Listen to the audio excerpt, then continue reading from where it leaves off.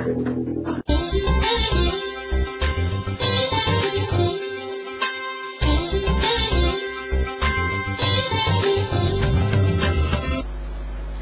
બાદ પુનઃ આપનું સ્વાગત છે।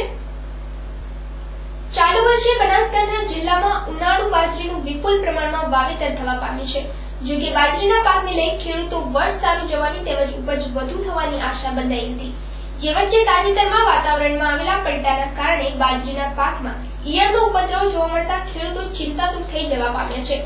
પાલનપુર તાલુકાના ધનિયાણા પંથકમાં બાજરીના પાકમાં લીલી ઈયળોનો ઉપદ્રવ જોવા મળતા ધરતીપુત્રોમાં બાજરીનું વાવેતર નિષ્ફળ જવાની દહેશત વર્તાઈ રહી છે।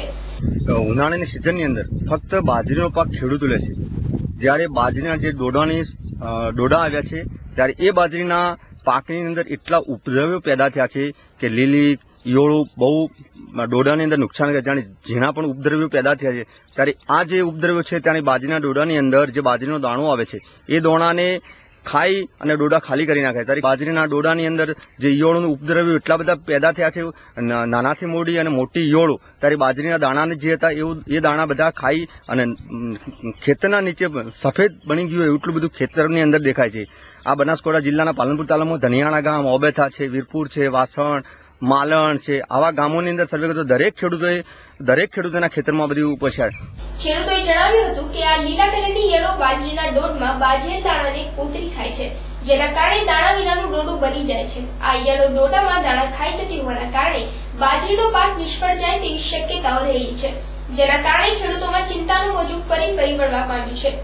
ત્યારે જિલ્લાના ખેલાડી તંત્રે ઉનાળુ બાજરીના પાકમાં આવેલી ઈયળના ઉપદ્રવને રોકવા માટે જંતુનાશક દવાઓનો છંટકાવ કરવા જરૂરી માર્ગદર્શન આપી ખેડૂતોને ઉગારી લેવાની જરૂર છે। સમાચાર બાદ હવે સમય થયો છે સ્માઇલ ટાઈમનો। ચાલો મળીએ સ્માઇલ ટાઈમ।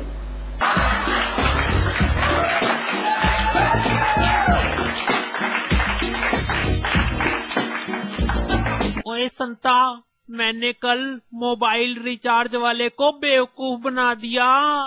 अच्छा, वो कैसे? मैंने उसे 100 रुपए दिए और अपना नंबर गलत बता दिया।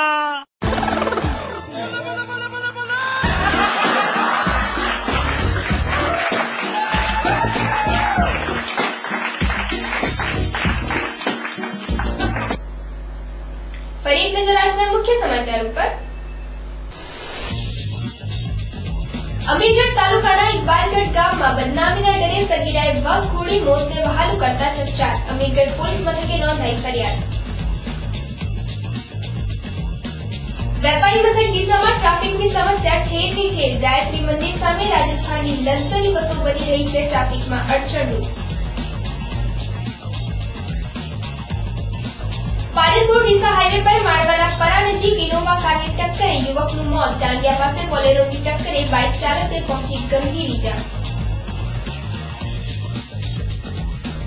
બનાસકાંઠા જિલ્લામાં બાજરીનું વિપુલ પ્રમાણમાં થયું વાવેતર। બાજરીના પાકમાં ઈયળનો ઉપદ્રવ જોવા મળતા ખેડૂતો બન્યા ચિંતાતુર। આ હતા અત્યાર સુધીના સમાચાર। વધુ સમાચાર સાથે ફરી મળીશું। નમસ્કાર।